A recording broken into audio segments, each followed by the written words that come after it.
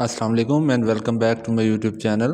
آج ہم اردو سے ریلیٹڈ کچھ ایم سی کیوز جو ہیں وہ اسٹڈی کریں گے۔ ترقی پذیر تحریک کس ملک سے ہندوستان آئی؟ یہ روس۔ اور ترقی پسند تحریک کا آغاز ہندوستان میں کب ہوا تھا؟ 1936۔ فسانہ عجائب کا خالق کون ہے؟ رجب علی بیگ جو ہیں وہ فسانہ عجائب کے خالق تھے۔ اردو کا پہلا ناول نگار کون ہے؟ ڈپٹی نذیر احمد۔